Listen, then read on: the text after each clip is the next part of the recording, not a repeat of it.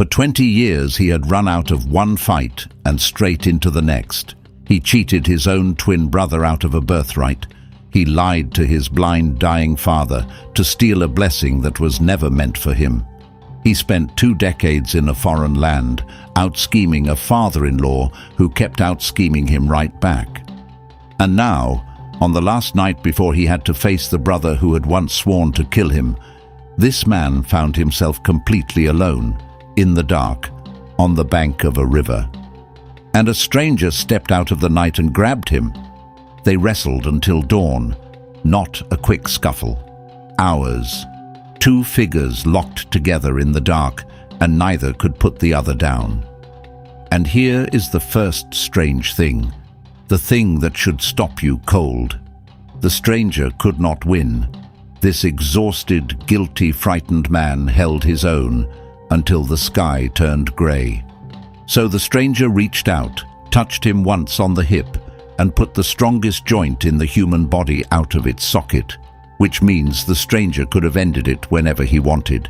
He was holding back on purpose all night long for reasons that had nothing to do with winning.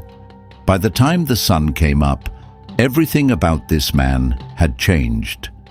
He walked away with a limp he would carry for the rest of his life. He walked away with a brand new name, given to him by the stranger in the dark.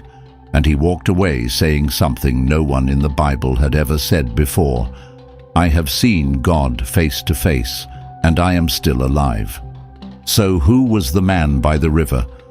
Why could a divine being not overpower one exhausted human, then leave before sunrise and refuse even to give his own name? And what does it mean that God let a man fight him all night and let him win?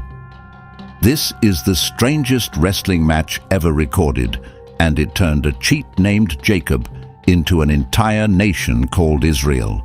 To understand what happened at that river, we have to go all the way back to the day he was born, because he came out of the womb already grabbing. Let's get into it. Long before he was Israel, the man who fought with God was just a second-born twin with a name that told everyone exactly what he was. And to understand that name, you have to start before he was even born, because the fighting started in the womb. His mother was Rebekah, the wife of Isaac, the son of Abraham, and for years she couldn't have children at all. Isaac prayed, and finally she conceived, but the pregnancy was violent.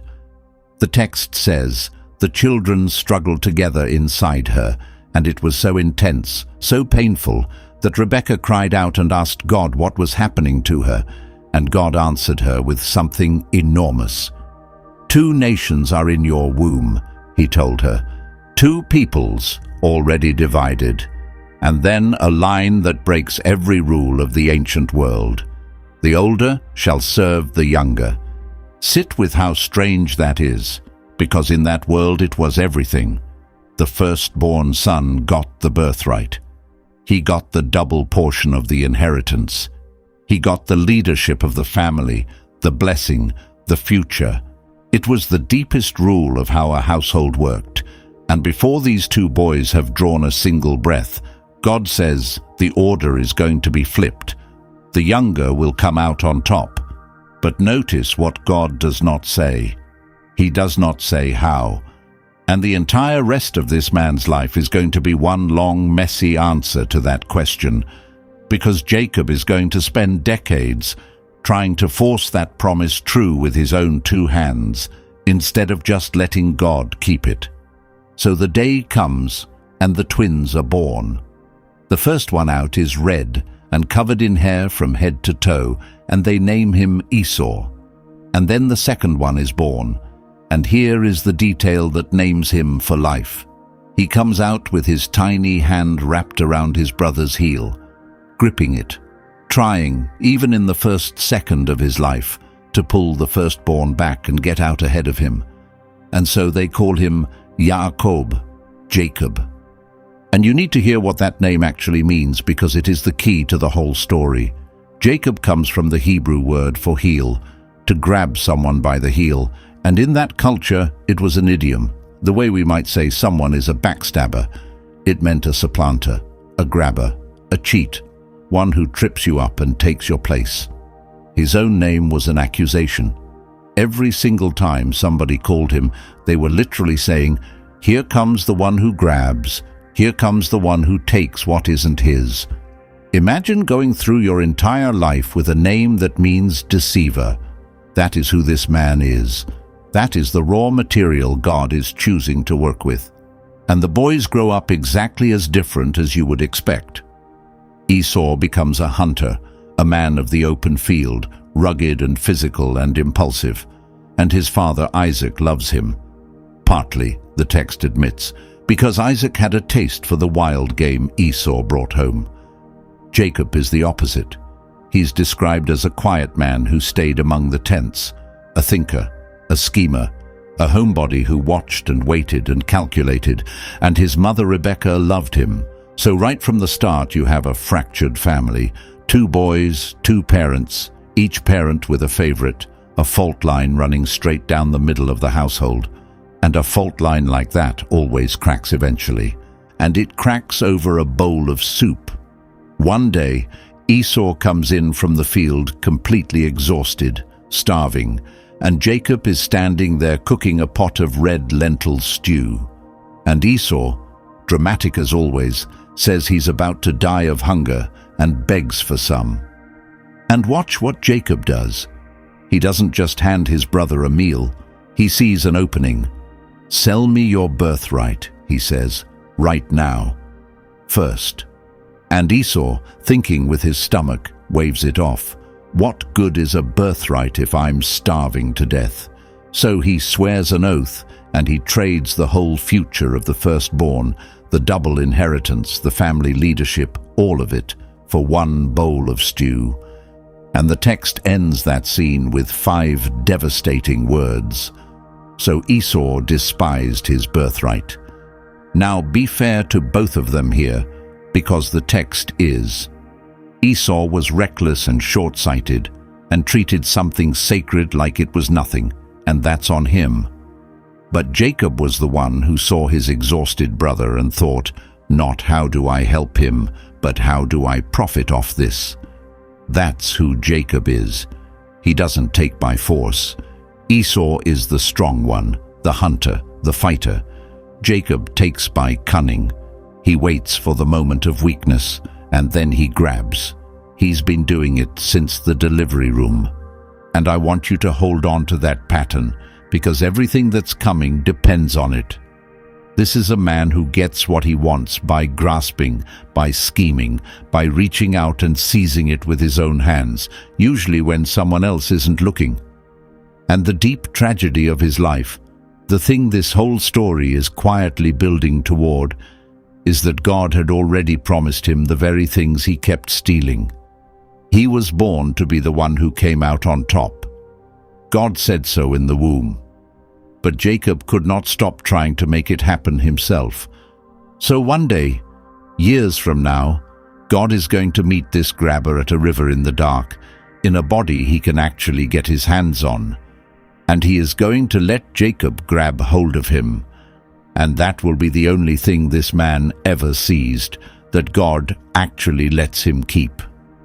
But a birthright was only half of it, because in that family there was one thing even bigger than the birthright. There was the blessing. And the theft of that blessing is what turns Jacob from a schemer into a fugitive running for his life. Years pass. Isaac is now very old, and he's gone blind, and he can feel death coming. So he calls in Esau, his favorite, his firstborn, and he tells him it's time. "Go out and hunt me some wild game," he says, "and make me the meal I love, and I will give you my blessing before I die." And in that world, this was not just kind words. The father's deathbed blessing was treated as almost a legal act, a spoken transfer of the family's future, the covenant promise handed down. Once it was said, it could not be taken back, and Isaac is about to speak it over Esau. But Rebekah is listening, and Rebekah has never forgotten what God told her in the womb. The older shall serve the younger, So while Esau is out hunting, she moves fast and she builds a plan, and it is audacious. She tells Jacob to go get 2 young goats. She cooks them into a meal that tastes like the game Isaac loves. She takes Esau's own clothes and puts them on Jacob so he'll smell like his brother. And because Esau was a hairy man and Jacob had smooth skin, she covers Jacob's hands and the back of his neck with the goat skins, so that a blind old man reaching out to touch his son will feel hair and be fooled. And then she sends her smooth-talking younger son in to lie to his father's face. And this is the scene you have to slow down for, because of one small exchange that is going to echo across this man's entire life. Jacob walks in. Isaac, blind, hears someone and asks, "Who are you, my son?" And Jacob says it. "I am Esau, your firstborn." He lies about his own name. He steals his brother's identity to steal his brother's blessing, and Isaac is suspicious. "The voice sounds like Jacob," he says. "How did you find the game so quickly?" And Jacob, and this is the worst part, drags God into the lie. "Because the Lord your God granted me success," he says. He uses the name of God to sell a fraud. Isaac reaches out, feels the goatskin hair, smells Esau's clothes, and he's convinced. And he pours out the great blessing, the covenant blessing, over the wrong son. Nations bowing down, the dew of heaven, the fatness of the earth, Lord over your brothers, all of it, spoken, sealed, irreversible.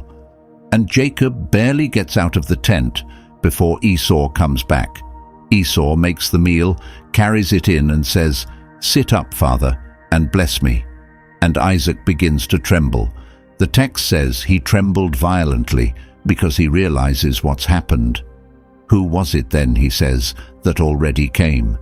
And when Esau understands, he lets out what the text calls a great and exceedingly bitter cry, and he begs, "Bless me too, my father, me also." But there is only one blessing, and it is gone. It has already landed on Jacob, and it cannot be recalled. And in that moment, Esau's grief turns into something else. Hatred. He says it out loud, that as soon as their father is dead, he is going to kill his brother. So Jacob runs. His mother, hearing that Esau means to murder him, sends him away hundreds of miles north to her brother Laban's house in Haran to hide until Esau's fury cools. And just think about what Jacob has now. He technically has everything. The birthright bought, the blessing stolen. Everything he ever schemed for is legally his, and he is running for his life with nothing but the clothes on his back, alone, into the wilderness, a fugitive who can never go home. He grabbed the whole world, and he ended up with dust. That is what winning by cheating actually buys you. And it's out there on the run, at the lowest point of his life so far, that Jacob has his first real encounter with God, and you need to remember every detail of it, because it is going to happen to him again. Night falls in an empty place. He has nothing, so he takes a stone, puts it under his head for a pillow, and lies down in the open. And he dreams.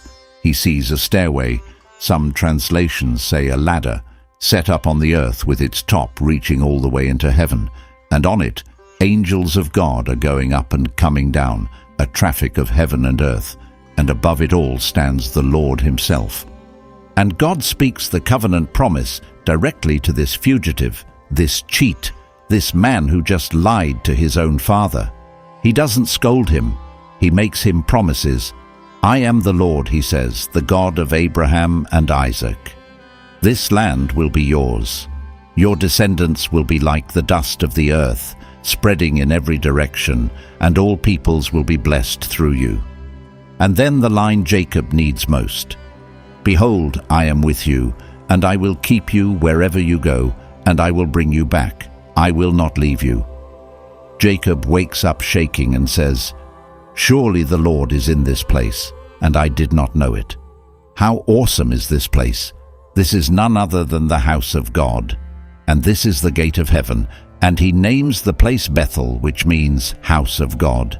But watch, because even here, even after that, Jacob can't quite stop being Jacob, because instead of simply worshipping, he makes a deal. He makes a vow that starts with the word if.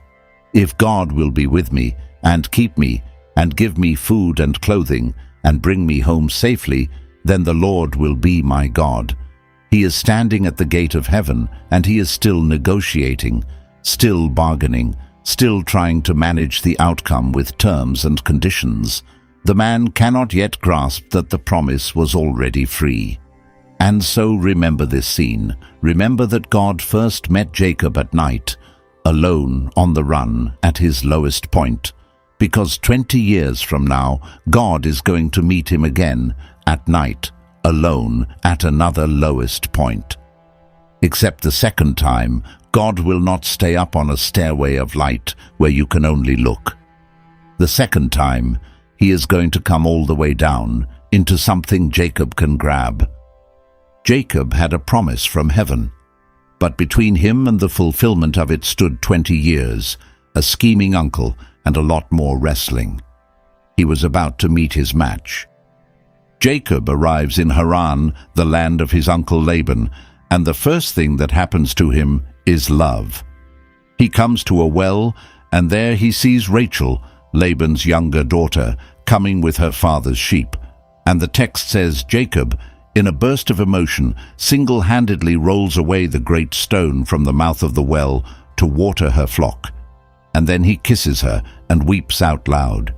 He is smitten, completely, instantly, and he wants to marry her. So he strikes a deal with Laban. "I will work for you 7 years," he says, "for your daughter Rachel." And here is one of the most beautiful lines in the whole Bible. It says Jacob served 7 years for Rachel, and they seemed to him but a few days because of the love he had for her. 7 years of labor, and it felt like nothing because he was so in love. And finally the wedding day comes. There's a feast. Night falls. The bride is brought to him veiled, as was the custom. And in the darkness of the tent, Jacob takes his wife. And then morning comes. And here is the single most poetic act of justice in the book of Genesis. The text says, "And in the morning, behold, it was Leah." It was Leah, the older sister. Laban had switched the daughters. Under the veil, in the dark, he had given Jacob the firstborn instead of the younger one Jacob actually wanted. Think about that for a second, because the universe is practically laughing. Jacob, the younger brother, once put on a disguise and used the darkness and his father's blindness to impersonate the firstborn and steal what belonged to the older. And now, 20 years later, in the dark, behind a veil, the firstborn daughter has been slipped into the place of the younger, and the deceiver has been deceived by the exact same trick he once pulled. The grabber just got grabbed. And when Jacob storms up to Laban demanding to know why, Laban's answer is a knife twisted so precisely it cannot be an accident. "It is not done in our country," Laban says, "to give the younger before the firstborn." The younger before the firstborn. He is describing to Jacob's face the exact sin Jacob committed against Esau and using it as his excuse. Jacob is being forced to taste his own medicine, poured out by a man even better at grabbing than he is. So Laban offers a second deal. Finish the bridal week with Leah, and you can have Rachel too, in exchange for another 7 years of work. And Jacob, trapped, agrees. 14 years of his life, for 2 wives, one of whom he never wanted.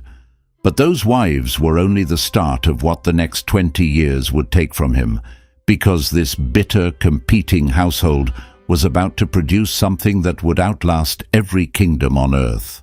And what follows is years of a household at war. Leah, unloved but fertile, and Rachel, loved but for a long time unable to conceive, competing through their children, even bringing in their servants Bilhah and Zilpah to have more sons in the rivalry. And out of all that dysfunction, that jealousy, that tangled and painful family, come the sons. one after another. Eventually 12 of them, plus a daughter, Dinah. And here is the thing you cannot miss. Those 12 sons born into that mess are going to become the 12 tribes of Israel. The entire nation, God's chosen people, traces back to this bitter, competitive, deeply broken family. God is building something holy out of something that looks like a soap opera. He does that more than we like to admit. And then there's the money. Because Jacob wants to finally go home, but Laban doesn't want to lose him, since Laban has gotten rich off Jacob's work. So they make a wage agreement about the flocks, about which animals Jacob gets to keep. And over the next 6 years, the two of them wage a quiet war of cunning over the livestock. Laban changes Jacob's wages, the text says, 10 times. And 10 times Jacob outmaneuvers him, until his flocks dwarf Laban's, and he becomes exceedingly rich. Two master manipulators, locked in a 20-year chess match, each one grabbing at the other. This is Jacob's whole life. Wrestling. Not with God, not yet. With everyone. His brother, his father, his uncle. Grabbing, scheming, contending for every blessing by the strength of his own hands.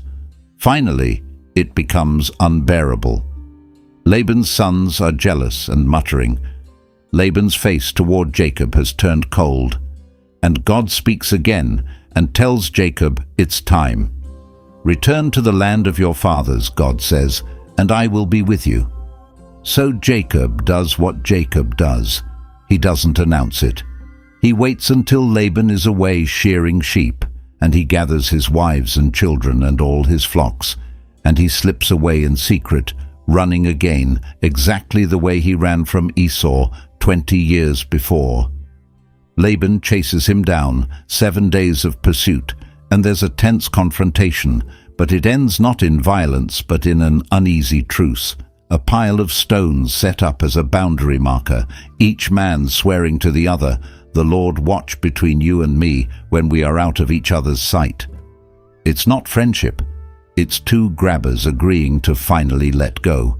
So picture Jacob now, 20 years older, 2 wives, 11 sons, a daughter, servants, and enormous wealth in livestock. By every measure, the schemer has won. He is going home rich and powerful, with the promise of God still ringing in his ears. There is just one problem waiting for him back in the promised land. It has 400 armed men, and it is the brother who swore to kill him. As Jacob gets close to home, he does the smart thing, the careful thing. He sends messengers ahead to Esau to test the waters, to try to make peace before the two camps ever meet. "Tell my lord Esau," he instructs them, "that his servant Jacob has been living with Laban and has become wealthy and is hoping to find favor in his sight. He's being humble, diplomatic. He's trying to manage the situation, the way he's managed every situation his whole life." And then the messengers come back, and what they report drops the floor out from under him. "We came to your brother Esau," they say, "and he is already coming to meet you. And there are 400 men with him." 400 men. That's not a welcome party. That's a war band. And the text describes Jacob's reaction with brutal honesty. It says he was greatly afraid and distressed. This is the confident schemer, the man who always has an angle, and he is terrified. So he does 2 things, and they tell you everything about where he still is. First, he falls back on strategy. He splits everyone he has into 2 separate camps, reasoning that if Esau attacks and destroys one, at least the other might escape. Even now, cornered, his instinct is to calculate, to hedge, to find the clever move. And second, for maybe the first time in his life, he really prays. Not a bargain, not an if-then vow like the one at Bethel, a desperate, naked cry for help. And listen to how the prayer goes, because the old Jacob and a new Jacob are both in it. "God of my father Abraham," he prays, "God of my father Isaac." And then this, "I am not worthy of the least of all the mercy and faithfulness you have shown me." That is not a line the young heel-grabber could have said. He goes on, "With only my staff I crossed this Jordan, and now I have become two camps." He remembers. He knows he left with nothing, and God gave him everything. And then the raw plea, "Deliver me, please, from the hand of my brother, from the hand of Esau, for I'm afraid he will come and strike us all down, the mothers with the children." 20 years of running, and it comes down to a frightened man on his knees in the dark, begging God to save his family. But then, even after that prayer, Jacob reaches for his hands again, because it's who he is. He can't just leave it with God. He assembles an enormous gift for Esau, an absolute fortune in livestock, to try to buy his brother's forgiveness. Hundreds of animals, goats and rams and ewes, camels with their young, cows and bulls and donkeys, wave after wave of them. And he's clever about it. He sends them ahead in separate droves, one after another, with space in between, each servant instructed to tell Esau, "These are a gift from your servant Jacob, and he is coming behind us." He's trying to soften Esau's heart with a slow, rolling parade of wealth before the man ever sees his face. He's still grabbing at the outcome, still trying to engineer his own rescue, even with the prayer barely off his lips. And then night comes. The last night. And Jacob does something that changes everything, though he doesn't know it yet. He takes his 2 wives, his 2 servants, his 11 children, and everything he owns, and he sends them all across a river, a ford called the Jabbok. He gets every single person and every single possession to the far side. And then, the text says, in 5 of the most important words in the Old Testament, "And Jacob was left alone." Alone. For the first time in the whole story, Jacob has nothing in his hands and no one at his side. Everything he spent 20 years accumulating is on the other bank. The wives he schemed and labored for, gone across the water. The children, the flocks, the fortune, all of it out of reach. No servant to send ahead. No clever plan left to run.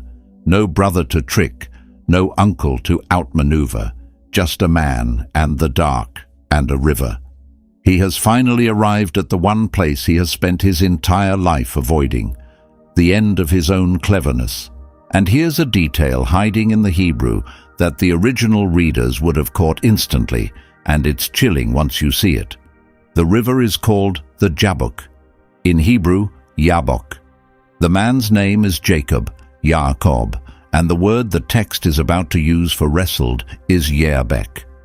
3 words, the place, the man, and the fight, that all sound almost exactly the same.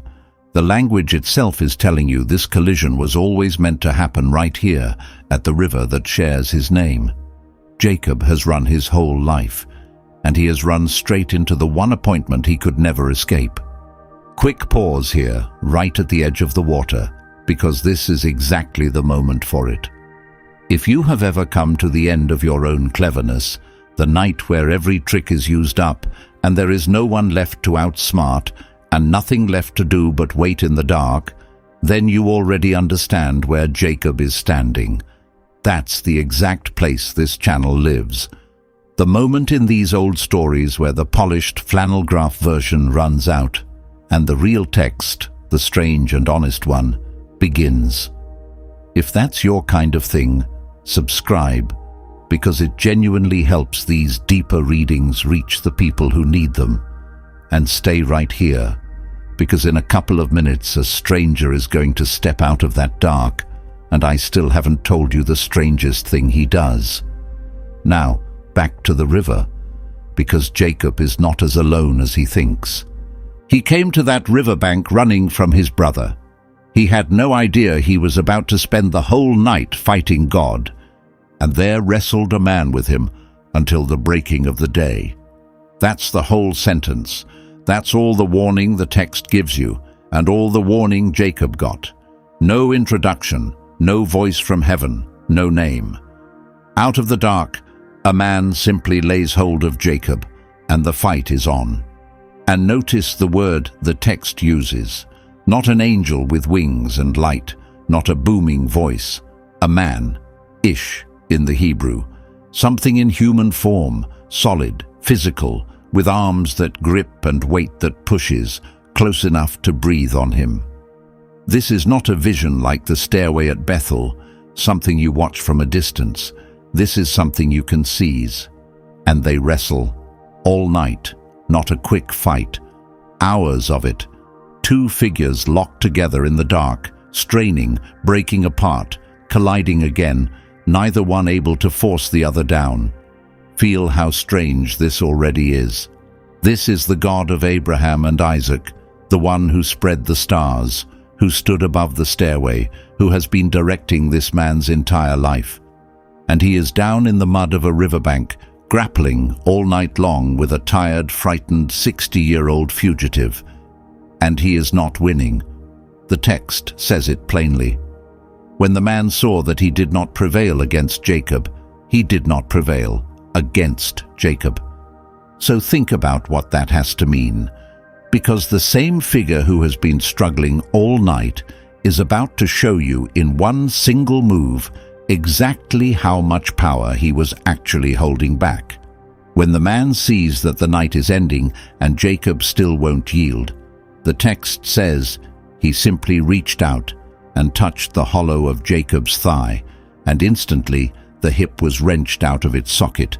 One touch, not a blow, not a throw, a touch, and the strongest joint in the human body comes apart, which tells you the truth of this entire fight. He could have done that at the very first second. He could have ended it any moment he wanted, all night long. He simply chose not to. So the real question is the one that should be burning in you right now. What kind of opponent lets you hold him all night when he could drop you with a fingertip? The answer is the kind of opponent who isn't trying to defeat you. He's trying to change you. This whole fight was never a contest God could lose. It was something God was doing to Jacob, and for Jacob, in the only language Jacob had ever spoken. His whole life, Jacob got what he wanted by grabbing and holding and refusing to let go. So God comes down into a body and lets Jacob do the one thing Jacob knows how to do, grab and hold on, except this time it isn't a heel, or a birthright, or a fortune. This time he's holding on to God himself, and now, hip shattered, in agony, unable even to stand properly, Jacob does the thing that defines him forever. The man says, "Let me go, for the day is breaking." And Jacob, broken, on one leg hanging on, gasps out the line this whole story has been driving toward. "I will not let you go," he says, "unless you bless me. I will not let you go unless you bless me." Do you hear what's happening? For the first time in his entire life, the grabber is grabbing the right thing, in the right way. Every blessing he ever got, he got by fraud. He stole the birthright from a starving man. He stole the covenant blessing wearing a costume, lying about his name. But now, here, at the end of everything, wounded and empty-handed, he isn't stealing a blessing. He's asking for one. He's clinging to God and refusing to quit until God blesses him honestly. The method is finally right. He holds on.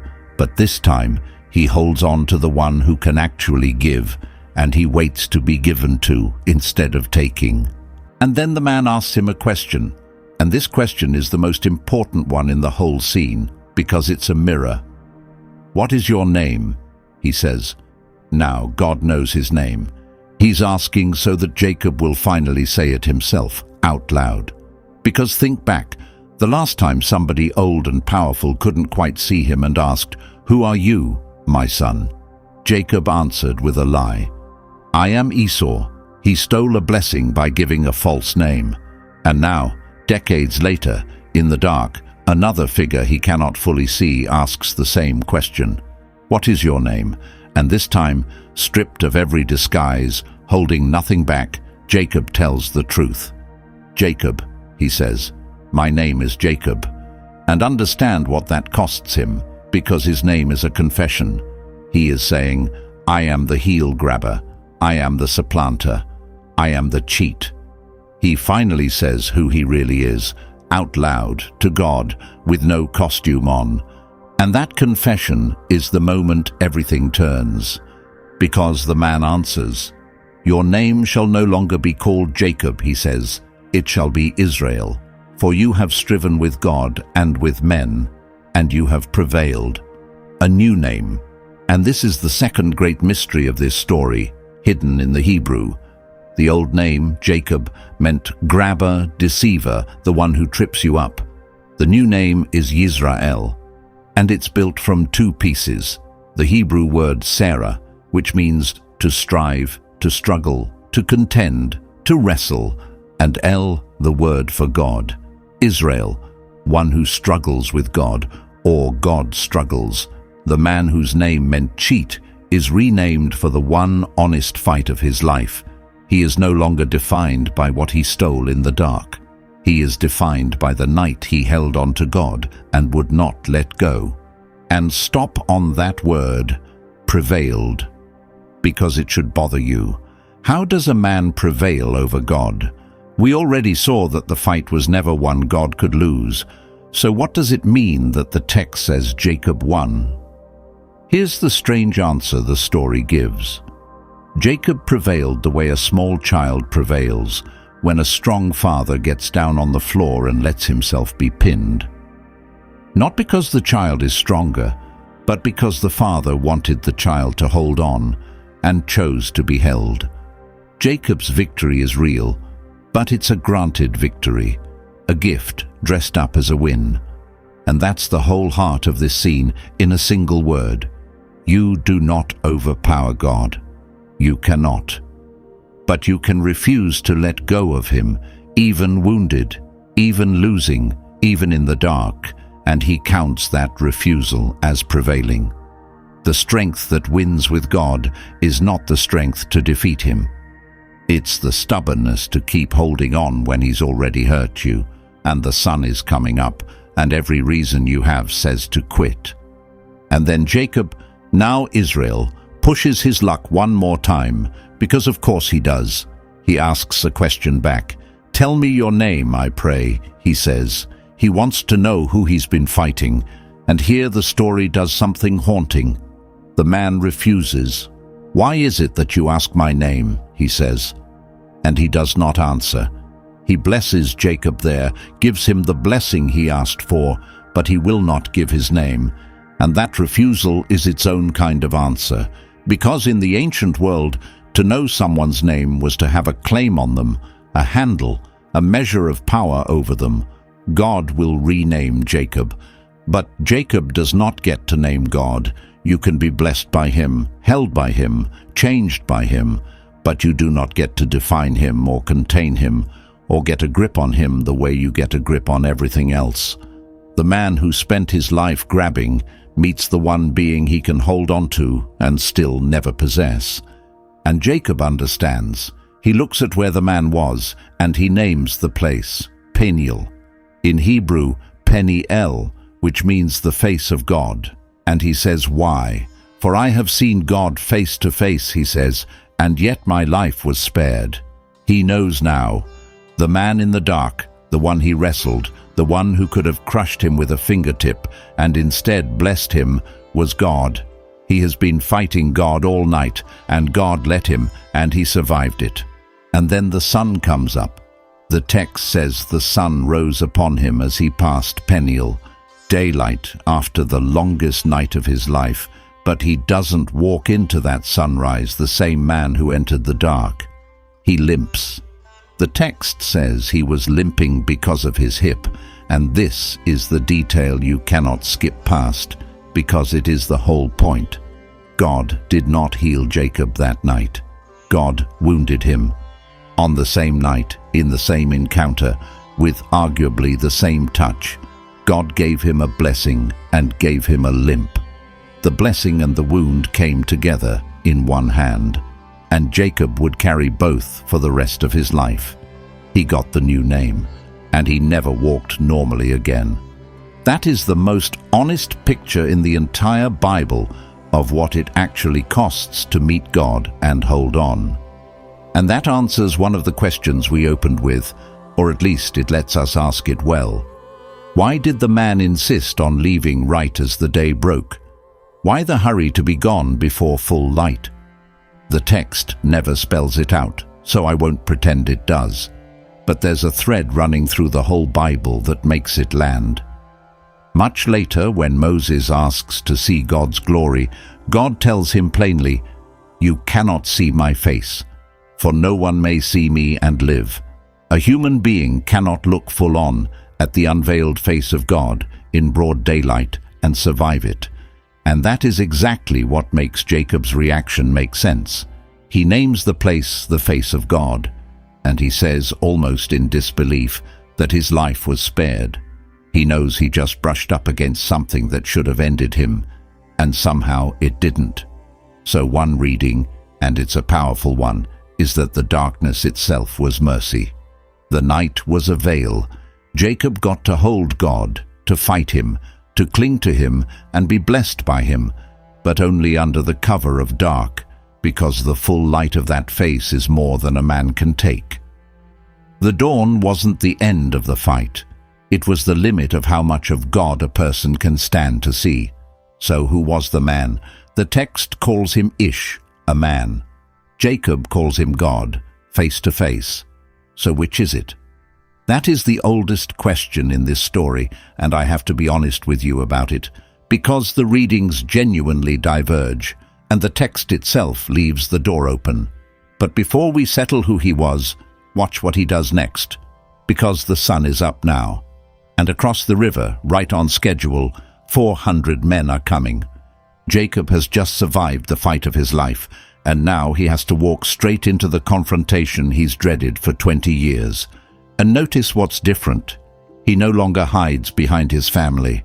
The old Jacob split his camp so he could run. This new man, this Israel, limps out to the front ahead of everyone and puts himself between his family and the danger. He bows to the ground 7 times as he approaches his brother. He's not scheming anymore. He's exposed, wounded, first in line. And then comes one of the most moving reversals in all of Scripture.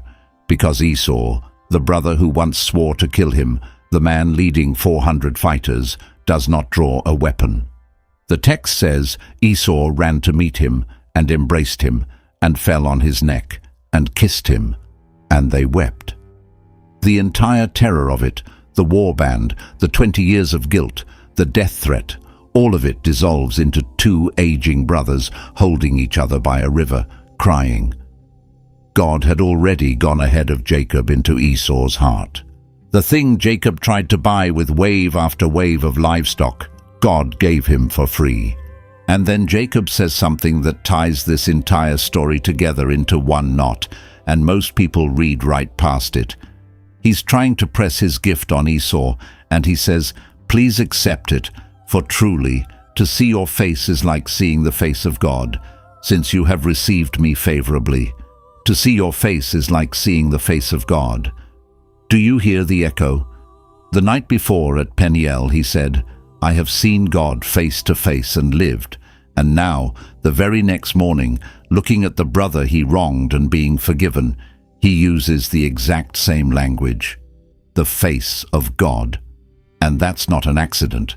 That's the whole meaning of the wrestling spoken out loud. Because a man who has met God face to face in the dark and been changed and been forgiven can finally look his brother in the face without a disguise, without a scheme, without a lie. The wrestling didn't just give Jacob a limp and a name. It gave him a face he could show people. He met the face of God, and it made him able to face everyone he'd wronged. And there's one more small detail the text stops to give you, and it's strange until you understand it. It says that to this day, the people of Israel do not eat the sinew of the hip, the tendon on the socket of the thigh, because that is where the man touched Jacob. Stop and think about what that means. An entire nation, for thousands of years, at meal after meal, generation after generation, has remembered one man's wrenched hip. His wound became a national memory. The limp became a custom. It's as if the whole people decided that the most important thing that ever happened to their ancestor was not the fortune he built or the blessing he stole, but the night he got hurt holding on to God. They built the memory of that wound into how they eat. The wound became a monument. So now, finally, back to the question we couldn't leave. Who did Jacob fight? And here's where I have to be careful and fair, because this is genuinely contested and it matters. The book of Genesis calls him a man, Ish. Jacob calls him God, face to face. And then, centuries later, a prophet reaches back and tells us more. The prophet Hosea, looking back on this exact night, writes that Jacob strove with God, and then says it again with a different word. He strove with the angel and prevailed. He wept and sought his favor. So Hosea calls the wrestler the angel, and Hosea gives us a detail Genesis left out. Jacob wept. He begged. This was not some heavyweight bout Jacob won by muscle. It was a broken man, hip destroyed, weeping in the dark, clinging to God and pleading for a blessing. So the pieces are a man, God, and the angel, all describing the same figure. And that points to something the Old Testament does again and again, a figure scholars call the angel of the Lord. In Hebrew, the Malach of Yahweh. It's a strange recurring presence who appears in human-like form, who speaks as God in the first person, who accepts worship, and yet is somehow also spoken of as sent by God. A being who both is God and stands before you as someone you can see and hear, even touch. Many read this night as exactly that, a theophany, God himself taking a form Jacob could grapple with. And Christians, from the earliest centuries, heard something even more specific in it. They read the angel of the Lord, this God who comes down into a body that human hands can grab and hold and weep on, as the pre-incarnate Christ. The same one, they say, who would one day come all the way down into flesh that could be embraced and grabbed and even nailed to a cross. I'll be straight with you that this is interpretation, not something the text of Genesis spells out. But feel the shape of it, because it rhymes. And once you start looking for this figure, you find him all through the Old Testament, always with the same fingerprints.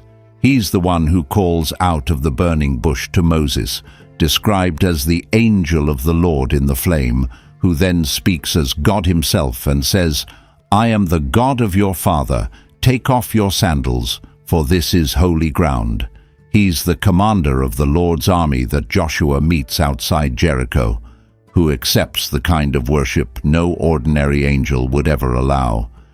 He appears to Gideon and to Samson's parents, who fall down afterward and say, "We have seen God, we are going to die." The exact same terror Jacob felt at Peniel.